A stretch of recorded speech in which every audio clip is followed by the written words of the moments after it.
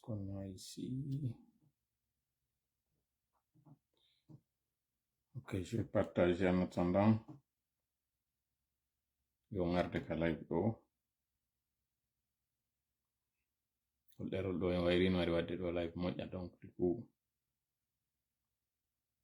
Anda hay son anda en waɗi live on ɗo. Ok, déjà 8 personnes. Voilà, ko ɗum naatu ɗo yo andi luttuɓen.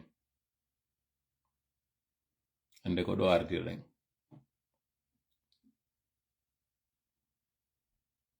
Donc saɗi mon.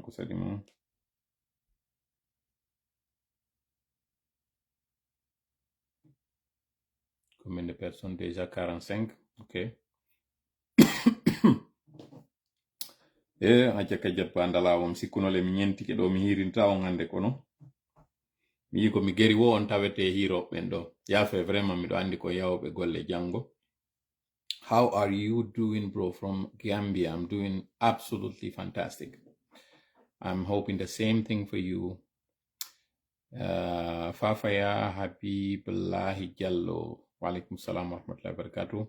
Acce mi sakita ɗo tinna si mi arta e moɗon ɗo mi wedditade ɗo.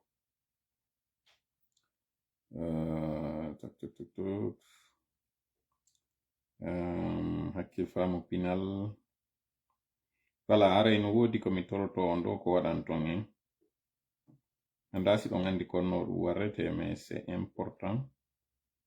Yo waɗan en ɗum yawgo recommanda page on. Hakkil famu pinal. On est à combien de recommandations? Mais on était à 98% de commentaires positifs. Mi fala yen ɓeydu nombre de commentaires ji ɗin e page on. En attendant me waɗu ko inte kon disclaimer, c'est-à-dire précision par rapport e ɗerol ngol. Mi anda ko en jelo woni e ndarde fewon ɗo ni 94 à 200 iɗen fuɗɗade 200 en anticipi ko e wiwno 23h30 mais no ton ko waɗi mi fuɗɗori yewlere ɗo sago an o direct o jutata 30 à 45 minutes tout au plus. Wow, déjà 110 déjà. Ok, awiam hittintinna komi fala yewde on kon ɗo yo 200 on timmude ɗo.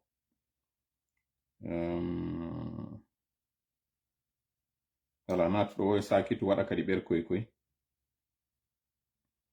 Waɗanen ɓerkoy kadi moƴƴa 108. Cerno Saydou Diallo, longue vie à vous. Longue vie à vous aussi. Madame Kadiat Bandala on miniri non. Mi falano ka hirinde on ɗo. Pastel Chep, je te fais un grand big up.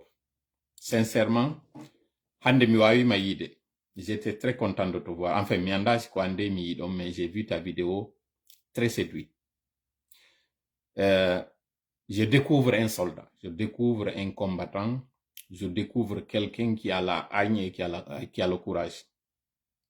Je sais qu'au Sénégal, mais je t'entends avec un accent très parisien, ça veut dire que les porte Wanda. Je suis agréablement surpris, agréablement séduit par ce que tu as fait. À date, les vidéos les plus fantastiques des vidéos. La première, c'est une vidéo faite par une sœur, la Guinée, avec sa famille, regroupée, un concert casserole. Pourquoi? Parce que fond et forme, ça respecte. Non seulement Kaya Sibéri, tapage concert, mais il a regroupé les enfants de sa famille. Très bien. Et c'était à l'heure exacte aussi. Dans 20h30. Cette vidéo-là, on faut payer fond et forme. Et en plus, elle est en Guinée. En plus, elle est en Guinée. Donc, on a dit Pastel Chep. Oui, il a le logo du frappe. Oui, c'est moi. Et en plus, vidéo Macon, il a fait la vidéo, lumière en Inowodi, et il est venu, il a montré son visage, et il a dit les 4 vérités à Doumbouya et à Amara. Donc, et Mojogi Kadi, on baloy koy didoy. En termes de bruit, ça fait aussi beaucoup de bruit. Sincèrement, hande do ko mi burno arde do wada golon o live ko weltana golon. Je suis sifadi do no mi hendike di. Mi hendike sifadi do et j'ai très bien capté le message. Ça veut dire que en iwi ka ba o bape. Ça veut dire que chu changal hande kadi ngal dominode. Ça ne veut pas dire que yimɓe ɓe ngari no huli. Ça ne veut pas dire que yimɓe ɓe ngari suusa. Mais geece ɗen fuɗɗi ke yaltitude. Siɗa pirdude goɗɗo ta hollumo ɗa huli, hay siɗa huli ta hollumo ɗa huli. Parce que siɗa hollimo ɗa huli, haray a bonni. Merci beaucoup vraiment. Je compte sur toi beaucoup, Pastel, Guerre Humpondiren. Sincèrement, aussi au Sénégal. Moi, j'ai toujours pensé que tu es au Sénégal. Toujours. Diaka, c'est un Lyonnais. Et tu es vraiment un lion. Tu es vraiment un lion. Arana lion Yugongol L-Y-O-N. Le lion Tigi, Ngayuri. Ngayuri, vraiment, mitauka Ngayuri. Sincèrement, parce que tu as osé. Si faut si Rainoni, il a d'ailleurs, quand on a qui a yota comme une vidéo makon, voilà pourquoi j'ai dit encore, je suis plus que séduit.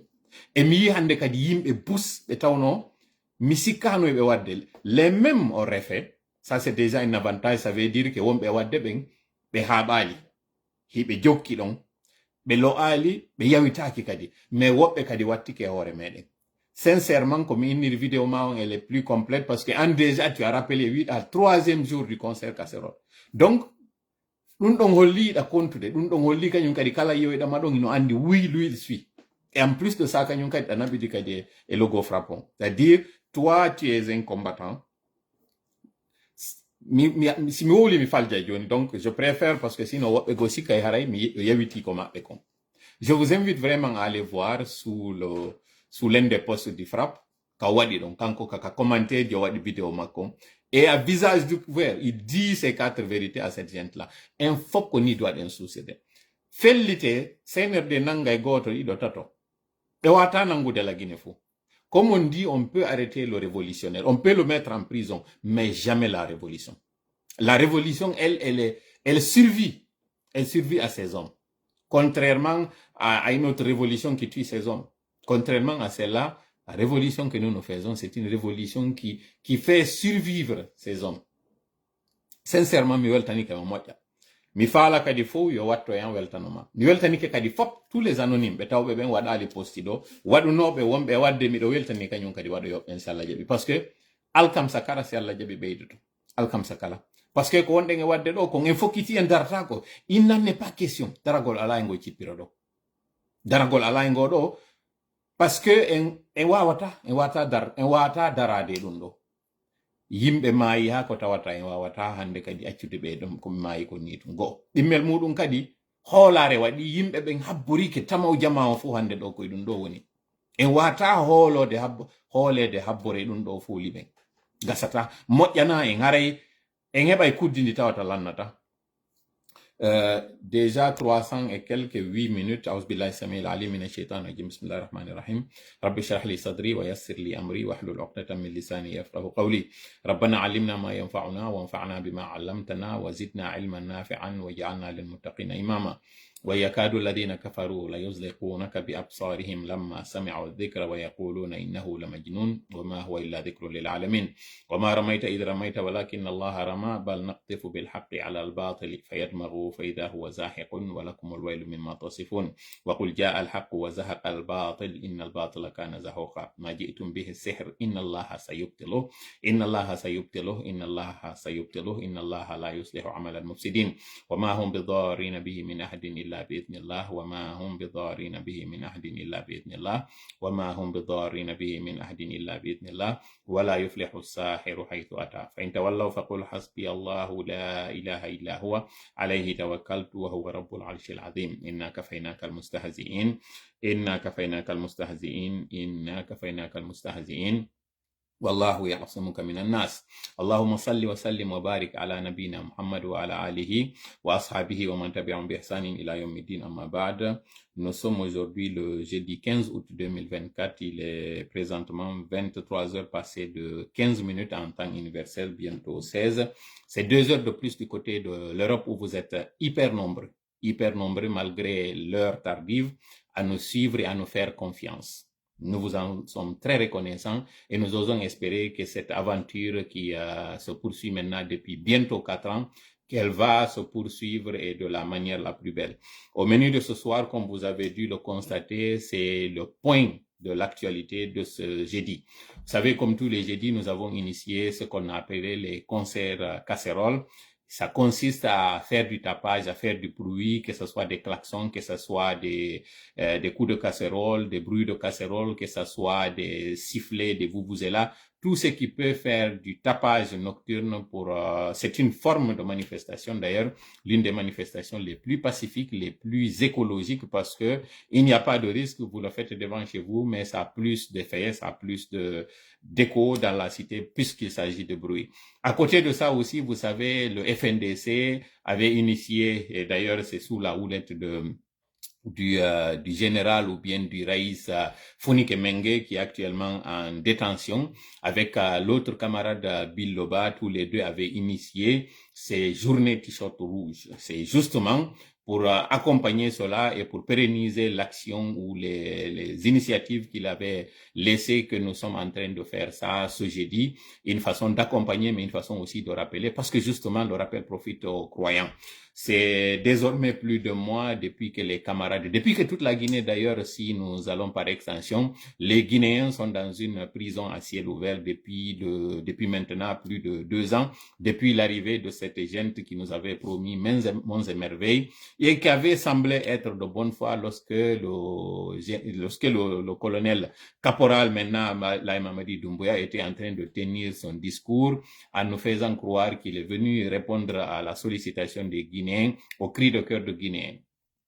Presque 3 ans après, on se rend compte que c'était une chimère, on se rend compte que c'était une arnaque, on se rend compte que c'était tout simplement un mensonge d'État, parce que vous avez tous suivi aujourd'hui ce qui s'est passé, cette arrivée triomphale de ce bateau cette centrale flottante, qui était pourtant l'initiative de Alpha Condé, monsieur Alpha Condé, qui a eu cette idée, qui avait été critiqué à l'époque parce qu'on estimait qu'avec tous les barrages dont dispose la Guinée, on n'allait pas avoir besoin d'un bateau, d'une centrale flottante pour donner aux Guinéens l'électricité.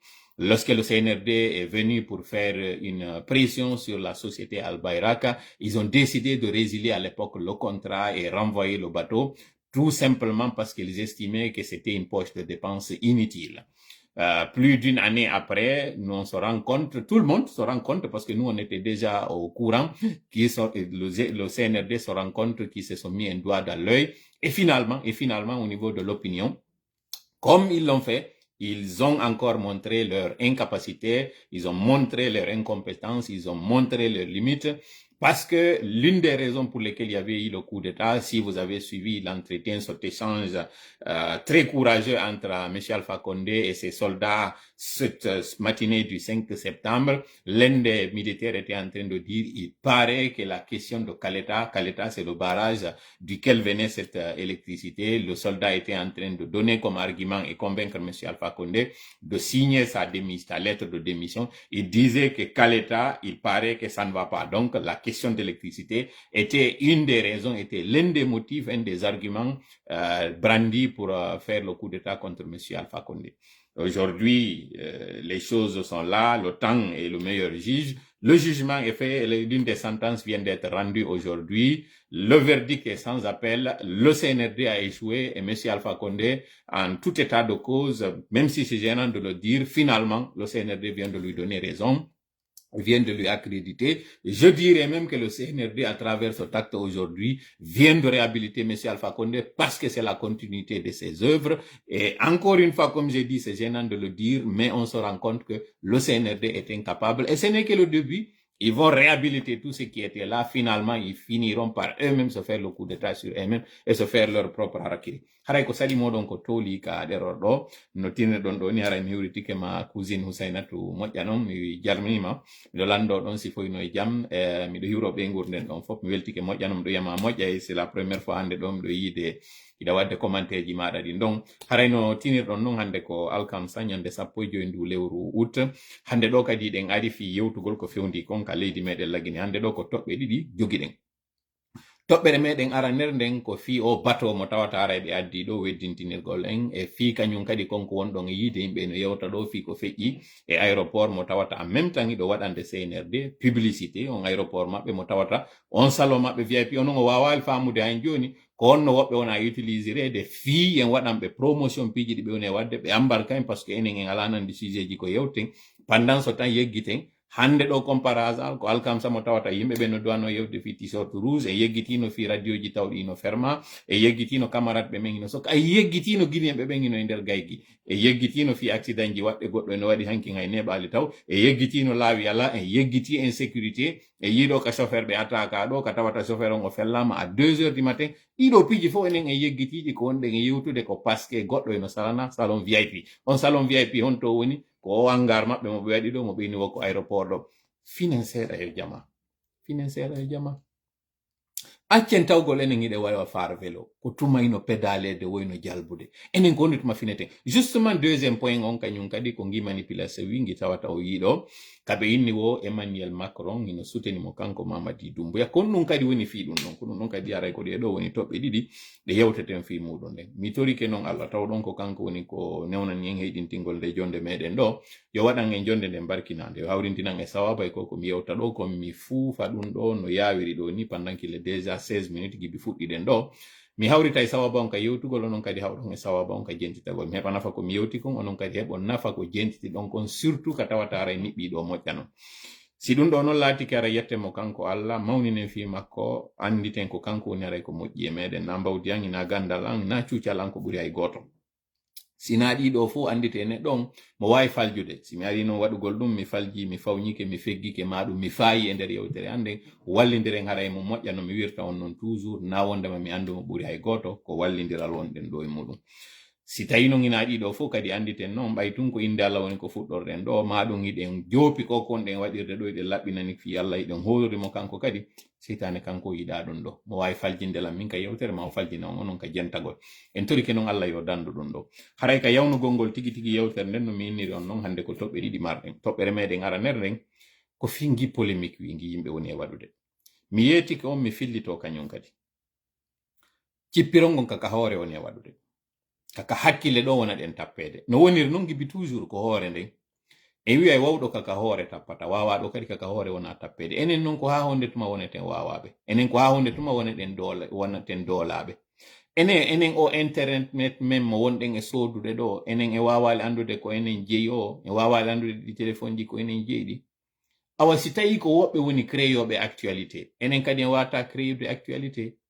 enen e wawata salade on actualité mo ɓe woni en e waɗinde enen han joni en wawali seɗude siiwa ha ndara tawa modi ɗum ɗo simi yewti ko ɗum ɗo ɓeydatanmi mi landike on onon fuu tawɓe on yeehi on wallitike ngi polémique yo wi kon pour ou kon contre yetelan o finish hande ɗo ka wonɗo yaade ɗo ka danki mum walo ɗon ɗano ɗon kon ɗum ɓeydani on konko yewtuɗon fi on aéroport mo tawata ɓe jiiɓi kon no ɓe yeeyirta mo eɓe jiiɓi kon no ɓe noddirta yimɓe ɓe andinirta yimɓe ɓe wondema jaka aéroport wi maɓɓe gin engare wi maɓɓe gi molata inde muɗum jaka gi mari salon VIP onon o yiyali ɗum ɗo onon o wawali famude ɗum ɗo andon on debbo wonɗo ɗon mo wonɗon wiide onon iɗo wallitade ma moɓɓe woni e critiqueude on ko rolon ɗum woni e joinde fewn ɗo senerde onon kañum o yiyal ɗum on yeggitino ɗo kañum kadi e saayi kadi ka tawno ko enen kadi e Sénégal wonno nangodirde ɗo e saayi fewndo wonanno e wiyeede oɗo wiyama ɗum ɗo wiyama ɗum ɗo enen ko ha honde tuma enen woneten han joni hara yiɗen waɗa tuma ukkaɓe e nder gaygi hino durbe e nder ton no waɗe ko faale wattane yila yandi wattane yila kala wowluɗo fiɗum ɗo no mi wiri on noon dénoncé mo ɗum on signalé mo page on moƴƴano son signali page on kadi bloque mo ko ɗum ɗo waɗa ton c'est très simple parce que hande ɗo kon to funike men ge woni o yiiɗo journaliste ɓe radio ji maɓɓe kamɓe ko fermano en accino wolde fi ɗum aw teddungal mon kon ɗum CNRD waɗiri ɗimpiji e samedi on ɗo no si Allah jaɓi mi heɗintinayi on ɗo audio ji ka monsieur Akumba wala mi yiɗo kañum kadi Akumba kañum kadi fi makko eno yewtede fewndo ɗo ni comme si haray e ngala sujet ji goɗɗi wawete yewde fi mum enen ko honde tuma waweten faamude wonde ma ko falɗen kon nande tun naneten ma ko falɗen yiwde kon tu yiyeten konde tuma waweten faamude ɗum no jenan mi haka mi arata mi jooɗo ɗo mi yewtiran wasi a min miɗo ka dow onon ɗon kali ma haray nandi wasi guine on fof ko min ɓuri ƴoƴude ma guine on fof ko min ɓuri uddude gite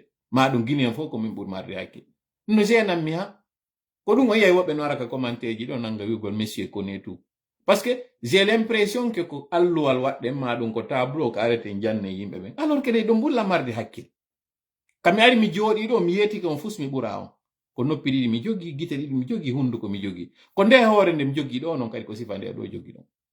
Ko woni ko ono woni e wadde hoore mon ley, ko ono woni e wadde goɗɗo ara fijirira no faalira. No yurmi ha sincèrement. Parce que fewndo ka fewndi ɗen ɗo. Mi yetike on sabu ngi aéroport wi ke nga inna kangi wiya ɗon ko hay siɗɗo an ini no arde tippo on aéroport haray miɗo monanimo. Mais ngala feere. Onon tawɓe ɓen nde on tippoɗo ɗon ngala feere ko maron tippo ɗon en ni. Miijite ko non sei ko waɗi yimɓe. Ndaare hande sous région meɗen on ɗon fo alors que non lagini no jooɗi e kanŋe ɓurɗe hittude ɗen fop e nder sous région d'ailleurs dans le monde entier. Tawa non ndaare lagine ko pays hombo wawiten hiɓɓindirde e lagine. Gambie, Guinée Bissau, Sénégal, Sierra Leone tawɓe ɓe waɗi duuɓi 10 e ɓe gere. Côte d'Ivoire tawɓe kañum kadi duuɓi 10 e ɓe gere.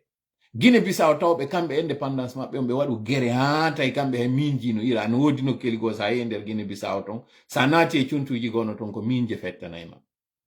Gambi ɗo non tawɓe kamɓe ko tumbere e nder Sénégal o woni Gambi. Kono ɓeɗo hande ɓe ɓuri en hettade. Ene onon on tawali no zeni on yo taw lagine ka fewndi ɗen ɗo enen hay macciji meɗin ɗin football ko en immoya en fijo en nokkugo. E yeyino Maroc ha Maroc joni ha ɓi en joni hiɗen négociide kañum kadi yo taw ko Côte d'Ivoire ɗo yaheten fije.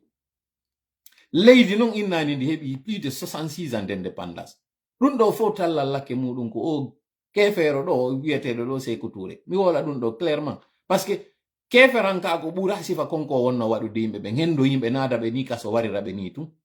Kefeero na wonɗo wiide tum ashhadu an la ilaha illallah wa anna muhammadan rasulullah. Na tawɗo on ko o mo tawata no yeddi ɗum ɗo tu woni kefeero. Keferan ka ko no tawa kañum kadi ka tawata hiɗa acciti konko anduɗa konko ɗum ɗo hani waɗugol waɗa goɗɗum go. Ñaawirgol no tawata hara duwiraka ɗum ɗo fof ko keferan ka ko parce que jinɗo waɗata konko ɓeɓe woni e wadde ɗo. E yiɗo kañum ka ndaare ɓeɗo yerko ko tawata tum ɓe initirimo ɓe jomɓe sombodiri e makko ɗo. Ndaare tanaji sina yiite wo ko ndiyam sina ndiya wo ko accident ji. Konditma enen ndi leydi mi wata hettade. Donc mi toriki o mi jeeji on fi Allah. Taw yeggitu wotan wonuɓe ñande wo andintinteɓe hiɗe waywa paapu ñande wo koye ñippe ñande wo koye ñippe wattanila fi Allah eɗen mari ko woni plus important hande ɗo ni ko waɗete. Alors teddungal mon pour votre petite information o yi hande ngal batowal ngal ɗo miijitoɗen non anditen ngal batowal fewno ngal raɗete no mi wowlanno min ni on yiltite vidéo janni min ni ko pression ɓe faala wadde hoore Albayrak e Alport. Parce que hari compression ɗon ɓe falno wadde hoore Erdogan fiyo Erdogan artir kañum Monsieur Alpha Condé. Kono puisque kikalaji on ko ƴoƴuɗo o golliri relation ji makko ɗin o sali ɓeeɗa kañum kadi résister ɗon ini probléme ala fermé ala e waɗon ko faala ɗon société amen kono artata ko réfugié jo wata artude. Finalement ɓe jogi ɗum CNRD on tuma ɓe faminanano e wondema ke mbuuɗi wonanoɗi yoɓede on tuma ɗin ɗuuɗi on tuma mi waɗanno en comparaison mi andini en consommation mo groupe électrogène wonɗo kankan o pour moins de 12 heures de temps konko wonno consomme de kon hino ɓuri konko ngin centrale wi flottante wi ɗon wonano yoɓede fi muɗum alors que non centrale thermique wonnoɗo kankan on ko tout simplement fi kankan ɓeeɗa non kañum on centrale flottante ɗon harno jonnude Conakry no jonnude Kindia no jonnude kañum kadi Koya. Donc hollugol ngol combien de fois kamɓe konko ɓe woni yoɓande kon fewndo ɗo ni hande ɗo une seule préfecture ça vaut plus que konko tawata no yoɓanede noon yimɓe buy sans compter non on tuma mi yetino min ni wano poro no tawri noon ko Alport wonnomo e gérude no ton freji goɗi en yoɓintake tefe noon andon oɗo bateau kañum ko jelu artirani anton noon ɗum ɗo fou ko o avance mo jonnaɗo ɗo ɗe balɗe ɗo mo tawata riyotinto addani en ɗo ɗum ɗon ɓe woni e wadde ɗum ɗo. No ton kadi ko mi yetino manipulation mo waɗnoɓe o yiwno on communiqué mo tawata yimɓe yaltintini ɗo ka zagal o holli wondema fi on bateau ko fenande o ko propagande wi ɗo no mi waɗa ɗo pause rapidement c'est des deux choses l'une o suɓo kanko zagal o e Serelak makko on wondema cette fois ci o décriama konko wonno wolde on tuma kon o fennama kanko wonnoɗo fennude bawuri on kanko kadi ɗo alhaali on fennimo o suɓo ɗum ɗon maɓe reconnaissa wondema manipulation ma waɗno hoore maɓe wiwgol ngol wondema on bateau mo tawata ko Cassius hikkino e muɗum ko kanko Monsieur Alpha Condé wonno arde récupéra mbuɗɗin juuɗe maɓɓe on fit mo mi waɗno mi noddi goɗɗo tawɗo ko wonɗo lagini mo mi andi téléphone mum on no sur écoute fiyoɓe nano ɗum ɗon hande kadi ɓe boni on projet joni suɓe ɗon onon CNRD porte parole moɗon colporteur de ɗuma de fausse parole on yo aro reconnaissa gote ɗum ɗon ɗiɗi zagalo ar reconnaissa wondema a arno fennuɗa bawuri alhaali on ari fennima parce que a innuno c'était de la simple propagande il n'en est rien goto wowlali fi muɗum et comme par hasard le kon batoɗo le waɗɗon ɗo solution donc a andi an ɓay tun a woni ko a feno wonɗo wuye fenande meɗen nde yaltiti e kene mettay noon andi mettede koko tawata ɗum ɗo arde min na fena mais ko ɗulle ko fenande waɗɗa ɗo nde yaltiti de ɗo le hande neɓali heureusement capture ji d'écran no wodi article on kadi an joni mo wengi ka wengi ɗon sa jaɓi ɗum ɗon on haray ko ɗum ɗon ɓurma moƴƴande jaɓa wonde makko a fenowo e ke kadi gouvernement on kon fenoɓe on fof kon fenoɓe so jaɓi ɗum ɗon mi yetike ma noon na hoyre innugol ko a fenowo na min miɗo innede mi fena e woni contrairement noon e mon min konko mona wiyede mi fenay ko woni alhamdulillah yawya yatawa ko ɓen wiɓe mi fenay tawa kamɓe woni fenuɓe ɓe an on noon ɗo a sikkuno ɗon ko a woli gonga bawuri feni finalement a feni kanko kañum kadi o heɓi gonga hoorema mais konko o waɗi ɗon kon yittoy to kañum kadi hoorema ko donc on fof kon fenoɓe tun woni ko hawtodiri fuɗɗi noon e lanɗo moɗon kikkiɗo yeeso on fof kon fenoɓe par ce que kan kadi o fenanno guinéenɓe ɓen o inni o ari wondema o réglay piiji ɗin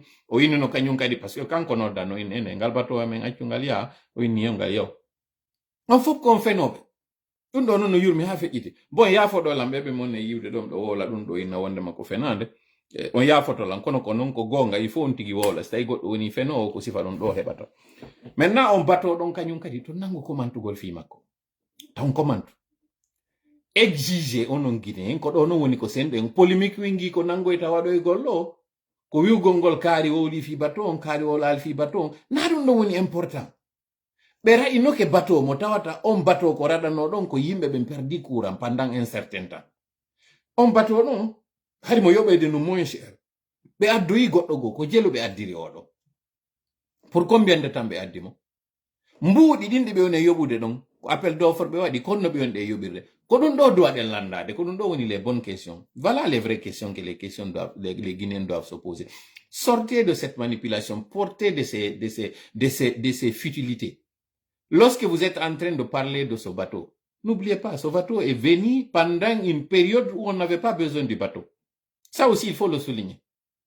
Quand c'était le bateau de Alpha Condé, on n'avait pas besoin du bateau pendant l'hivernage. Pendant l'hivernage, on utilisait les centrales hydroélectriques, même pas les centrales thermiques.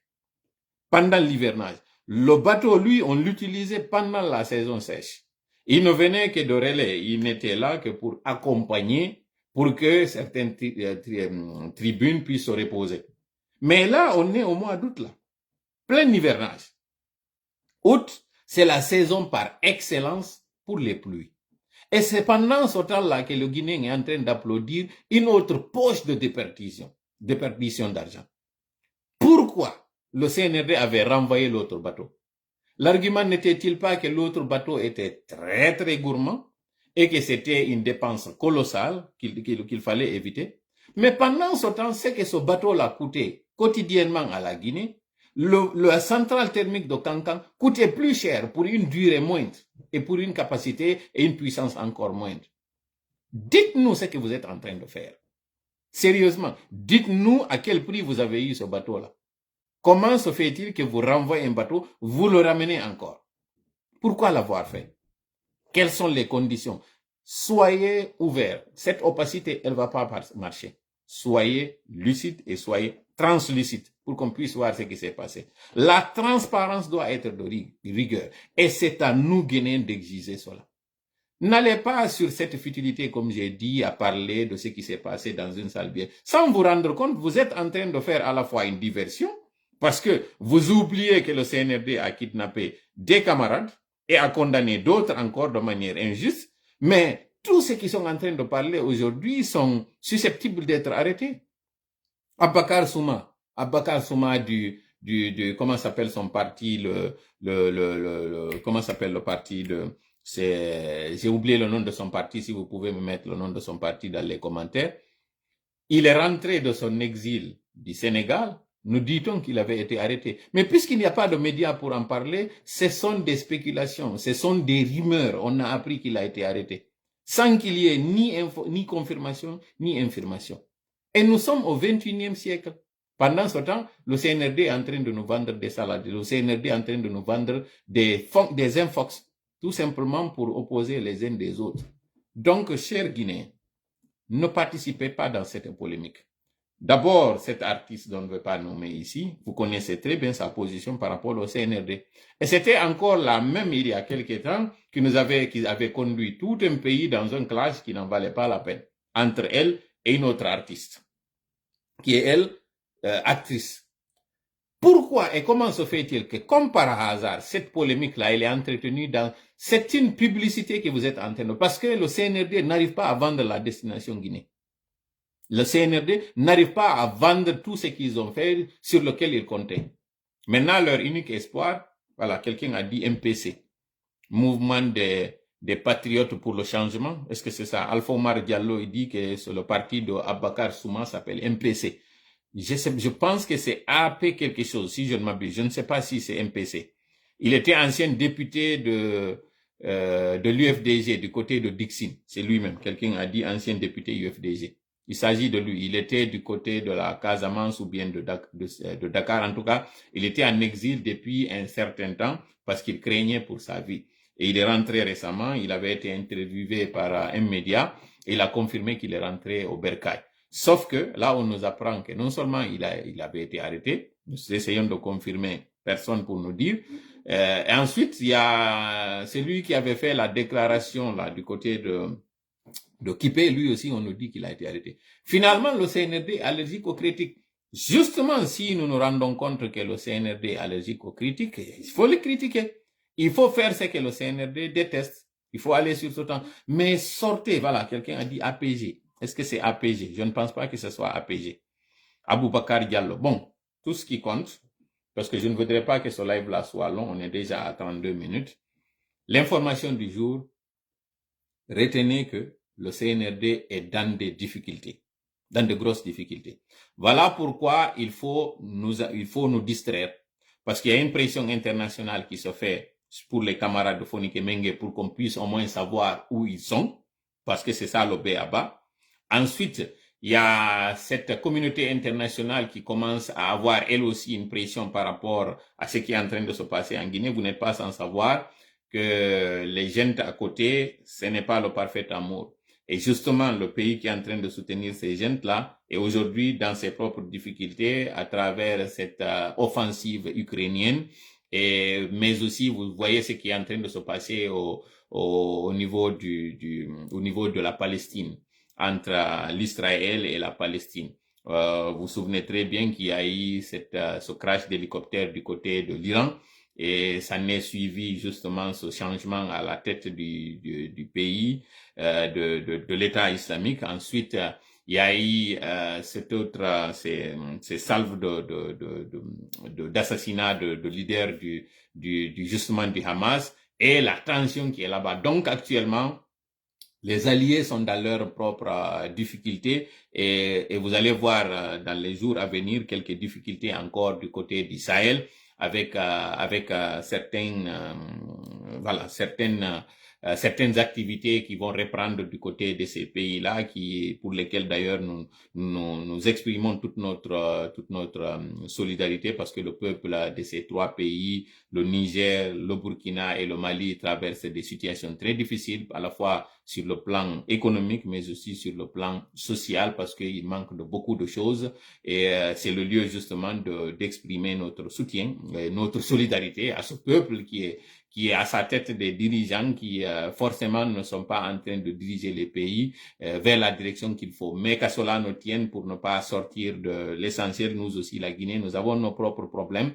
Des gens qui sont venus, qui ont prétendu venir répondre à l'appel de la population, finalement, on se rend compte qu'ils sont de mèche avec certaines puissances qui ne sont pas venus pour régler. Et dans les jours et mois et semaines à venir, vous allez voir cette mobilisation et cette coalition qui se fera entre les panafricains d'est en ouest, du sud au nord, pour tout simplement revendiquer à ce que l'Afrique aussi puisse disposer de certaines de ses richesses, mais aussi de sa destinée en termes politiques. Donc, me après pour la commune de dokon, voilà, c'est MPC, mais mi anda kon woni ara yon MPC no wiete be Mamadou Aliou Ba. Ngal batowal ɗo ko yen exige en fof ko mbuuɗi ɗin ko jelona yoɓede fi maggal. Anditen noon CNRD ko ɗaninirɗi radio ji ɗo ko fiiwa tan yewtu difficulté ji financiére ji ɗi ɓe jogii ɗin haa ɓe waawa hiilude ha o avance ɗo ara samedi ɗo non mi waɗana en point mo mi yiltitanto e ko tawata ko ka CNT maɓɓe tigi goɗɗo yalti nder ɗon ko tawata e ɗon hani humpitorde mi waɗa ɗo non clin d'œil ɓe labe ɓen timini noon ɓe labe ɓen ko Mali labe e leluma ɓe ari ɓe yeeyi on ɗo fure no wowiri noon o moynu mari Alpha Condé jakari ko faɗɗaɓe onno en e yeeyude si wondino e maɓɓe seeɗa woɓɓe faɗɗe e maaya woɓɓe faɗɗe e ɗiwtoya senerde noon ɗon kañum ko fureji wuɗuɗi kañum kadi woni ƴettude yeeya en ɗo joni noon si tawi enen e wona e ɓen guinéen ɓe voilà GDE plutôt voilà merci beaucoup Guinée pour voilà miɗo andi do c'était pas konko monno yiide ɗa kon c'est GDE voilà ko GDE développement Guinée pour le développement et l'équilibre merci beaucoup ɓe wiyeteɓe Mamadou Baylo Sow ko GDE miɗo anditi do inde nden c'est pas ce que j'étais en train de voir là-bas on MPC on ɗon c'est GDE plutôt Guinée pour le développement et l'équilibre merci beaucoup Thierno Ila Diallo kañum kadi andini ɗum donc CNRD no mari difficulté financière ji moƴƴa non ɗo mi yeetike on ɓe hendike 99 millions kon 99 millions ɗo noon ɓe sendiɗi ɓe sendata ɗin ɓe ƴetti ɗo geɓal seeɗa iɓe yeɗude en enen guinéɓe ɓen ka wedditotoɗen ɗo keninti haa ɓe heɓa no ɓe hiilira en ɗo ko fewndo ɗo noon duwaɗen memminade ko fewndo ɗo duwaɗen waɗude CNRD konko tawata ɓe miijanoki joni noon e samedi ɗo si Allah jaɓi mi arana en avec des chiffres et avec des audios mi andintina en kon ɗum wonno ko feƴƴuno exactement il y a une année sengo non ka insécurité ɗo en yiiɗo kañum kadi ka chauffeur ɓe ataka chauffeur ji wonnoɗo e iwde Conakry no fokkiti dalen kawtowal makko ataka entre 82 e hewtugol honno pita entre miti pita pour être plus exact o yi noon vidéo ɗe balɗe ɗo chauffeur ji wonnoɗo iwde labe ka o andini ko 5 heures de temps kamɓe camion je ɗen ɓe woni e wadde iwgol ka yengema labe ara ha hewta ɗon noon camion wal en yinde ñande ngal ñallal ɗon kadi ngal otowal ka wonno e yawde ɗon go ko ɗo noon kamɓe ɓe woni e wiide ɓe landoto chauffeur ɓe ɓen yoɓe soodu taxe unique yoɓe renouvelu kaydiji maɓɓe yoɓe waɗu kañum kadi visite technique e ɗo piwun noon ino hilfinmi seeɗa il y a exactement un an précisément entre le 19 et le 20 août 2023 otowal go kañum kadi iwnongal Conakry no fokkiti labe ton mi yeggiti ɗon kañum kadi siko popodoral ngal wonno yaade e siko dalen e siko honto ngal wonno yarde en tout cas do ko labe ngal tigi wonno ka fokkiti ngal ari ha suugeta ngal ɗon kañum kadi ngal ataka ɗo ɓe felli pineje ɗen ɓe felli pañum kadi pasaseɓe goton ɓe ƴetti kala ko ɓe jogino kon ɓe yaadi e muɗum donc ko ma o sendi ka wattana yila moƴƴa kon nun tawiri o fréquence ɗo comme par hasard il y a exactement un an parce que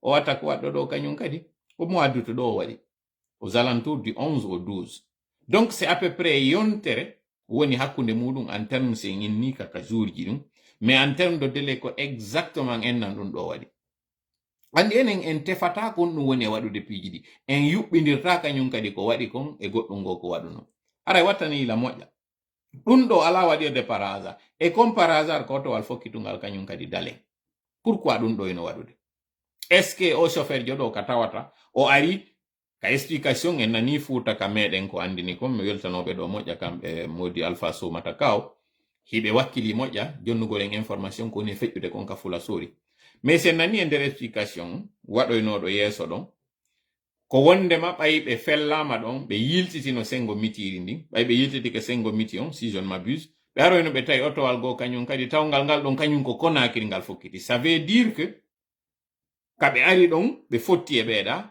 hari otowal go kañum ari rewi ɗon kañum yehi direction opposé o fiyon ɗum ngal otowal kañum wonno ngal yaade Conakry ngal ɗon hawrano kay muɗum ngal ɓe ari ɓe tawi no dari miti ɗon ɓe yewtidi e ɓen ɗon tawi kañum ko Conakry wonno yaade fiyo dal j'ai pas vraiment trop compris kon ɗum feƴƴi dans l'explication mais il y a quelque chose qui ne tourne pas rond foye muɗum anden noon chauffeur ɓe ɓen hande ɗo no sommes le 15 donc exactement dans 10 jours ɓe décidi ɓe darnayi otoje ɗen ɗum ɗo fof en yewto e fi muɗum e asewe on haray mi haɗa waɗo il est déjà 39 minutes e par rapport e konko nanɗon ɗo ino inne wondema Emmanuel Macron no souteni Mamadi Doumbouya en tout cas on ko ɓe inni on entrevue mo waɗi ɗon o waɗali mo fes si on falan noon yo welu fi mi yi addamɓe lamɓen ko wi ko Eli Kamano woni ko publie so ndaari noon Eli Kamano kañum kadi ko vue o waɗi taw yeggiti noon Eli Kamano no iwi neɓaari kaɓe waɗoɓe coup d'état ji ɗin tawɓe ɓen kamɓe ɓe raɗade France en anda kon ɗum o yettoya ton en anda kon ɗum halfinoya ton toujours est-il que ko ardi e muɗo wo hiɗen andi ko ɗum faalaɗen enen kadi waɗude ɗo raɗagol ɓe tawɓe no wallitade ɗo CNRD par ce que en andi hande kadi wonde mayɓe somodi en wata tawde ɗo ni et pour votre information mi windanimo kanko Macron lettre frappon windanimo Macron lettre mon mi waɗanta on ɗo accusé de réception muɗum on e lettre on kon ɗo windi ton partagé kañum kadi dans tous les médias si Allah jaɓi lettre on ko mi windi nder ton kon on janggana e hoore moɗon yon non plus de 10 jours bientôt gibi lettre on hewti ɗe wawi wiide ade jeux olympique ji ɗin no waɗude donc ɗum waɗi haɗi ɓe jaabo en taw à travers département Afrique on e waɗi ɗum ɓattakuru ɗon kañum kadi avec accusé de réception ndu hewtiɓe hen ndike ndu joni noon si ɓe jaabaki en ɗo e hawre ko tawata eɗen andi kañum kadi FNDC waɗi kañum kadi def marche ji Lamine Guirassy yeehi hay ka sénat maɓɓe ton o yewtidi e maɓɓe andingol ɓe wondema Mamadi Kone wadde lagine kon wawata gasude han joni communauté internationale on particulièrement France ɓe tawata yiidayno les phonique en souvent ino jeƴƴi e hoore ɗum ɗo ko enen noon puusata ɓe ɓe wolu ko enen puusata ɓe ɓe waɗu goɗɗum donc il n'en est rien kanko Macron haysi mo suteni ɓe waɗali on entrevue na gonga on entrevue waɗali hiɗo nande ɗo kañum kadi no wowle ɗo fi horde hino joƴƴina e hakkunde koyɗe goɗɗo ɗiɗo piiji fof no mi inniri on noon wattane yila haysi horde no joƴƴina e hawre hakkunde koyɗe goɗɗo ko on ɗon tun horde fuɗɗi joɗade hakkunde koyɗe muɗum ko on ɗon ati wundade horde konko wundi nden horde ɗon ko on ɗum waɗata en ko nden horde ɗon maponi ɗen fi muɗum ka ko joma horde nden ɓuri e mapinde ɗiɗo piiji fof yalten e o émotion o kanko e Serelak makko ngomo jonma nden horde ɗon e Serelak makko na ɗum woni ko importi en fewndo ɗo nini nous avons une tâche nous avons une priorité ko ɗum woni on priorité ɗon fonike men gen o yiiɗo journaliste ɓe yeehi ka koto makko yewtidi e makko o wi kanko a 90% mo hooli goɗɗo waɗiɓe enen noon mi yetike na non waɗirten par ce que si tawi ɗum ɗo wowlama en jaɓi hunde waɗali hande kadi CNRD si tawi harayno amuno waɗugol ɗum ɗon sikka ɗum ɗon jonnataɓe courage ɓe waɗu par ce que ko inete hande kadi a jakay meɗe wawi warde ɓe meɗe wawi warde ɓe goɗɗum tawara jam waloto talloto wonde mi tawa miɗo jiɓi ha konno wonde waɗirde lit mais en même temps goɗɗo ko kadi inna ko si ɓe waɗanama ɗum ɗon gim pression wi ɗon si ɓe yaltina ɓe andina en honto ɓe woni pression on mo wonɗon yiide ɗon CNRD ha jaka on pression CNRD combien de mois hiɓe jogino aliya goɗɗo anda on to aliya woni combien de mois hiɓe suuɗi yimɓe ɓe tawatari goɗɗo anda on to ɓe woni ɗon andi ko jelo CNRD mutini ɓe tawata goɗɗo anda on to ɓe woni tawa ko soldat siɓe goto wowlali fi muɗum donc nangim pression wi ɗon CNRD andi CNRD pression moɓe nanata on ko sifa o mo waɗno ɗen nde ñande lendire nden ɗo joni noon puisque lendi on wonno mitigé mi lannitora yewtere nden ɗo won ɗum a 43 minutes e wawi retrouver ɓe yimɓe ɗiɗo waɗnoɓe interview o wiyeteɗo Hamidou Ly on e wiyeteɗo on Abdourahmane Ba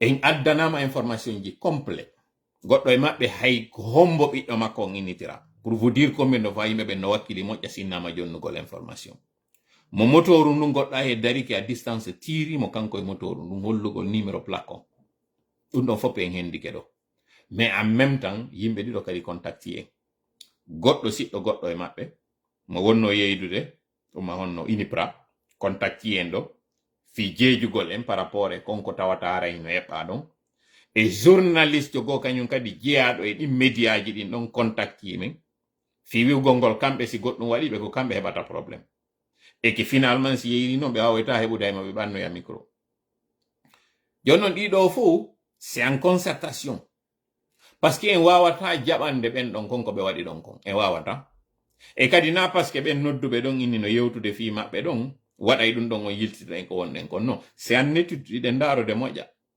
par ce que wano par exemple nodduɗon inni kañum ko siɗɗo o wonnoɗo e yeyude on ini praɗa wonɗo yeyde cosmétique on yeeyi ha jonni information ji ɗi concernant plaidani mo kañum kadi ko ini wo kanko mo felliti o e anda joni d'accord mo felliti o anda mais fi on ɗum on dawani nde ñande yaltugol ngol takki rewriri ley to rewrirali ka lawol ngal wowno rewde ngol pourquoi parce que ɗum ɗon fof ɗin information ji men ala kulle haal ko andingol on ɗo hande kadi en tolerata hande kadi sama kala wi waɗata ɗo mi wi en ko hakkundeji meɗen taw laɓɓinten tant que en waɗa nettoyage on sengo ka meɗen ga en wawata ɓutten donc no miniri on noon waɗe recommandation moƴƴa e page ɗin surtout hakkil faamu e pinalon no waɗirte ko simple ko yon ar no ton ka windete recommandation windon andi noon page o ngaray no kelɗi waɗon kadi keerji ɗi moƴƴa parce que CNRD kañum e minitolji muɗum ɗin attaque kol page ji meɗen ɗin fof donc abonné mo moƴƴa so abonné ki kañum kadi e muɗum moƴƴa voilà no explanation zero tolerance merci beaucoup Ibrahima Ba on fof on jarnama o weltanama rendez-vous samedi si Allah jaɓi no mi inniri on noon mi yeeto on difficulté financiére ji maɓɓe ɗin e ko honno ɓe ɓiri waɗugol kañum kadi d'ailleurs o tourno a duwaɗo wadde on ɗo laaɓe mo tawata ala ka yewtede fi muɗum ko jelmbuɗi débloqué fi on ɗon tournoi kombo kadi woni ɓaawo muɗum ko honno sukaɓen kañum kadi konko wona wiyede ɗon ko mbuuɗi moɗon are ñamonɗi ma ɗon are jou on toon tournoi on ça n'a rien à voir ko honno notabilité ji woni e tawade e gui manipulation wi ɗon fof ɗum ɗon fof woni ko yewtente fi muɗum Baylo Agada Sow le boule désert du l'UFDG du côté de Capua no kono modi ko kono wiya Cap Vert kono ko Capo Verde ko Capo Verde wiyete portugais nden haray mi hiwrike ma kala inde muɗum yettore muɗum salminama allahumma salli ala sayyidina Muhammad sallim assalamu aleykum wa rahmatullahi wa barakatuh a samedi si Allah jaɓi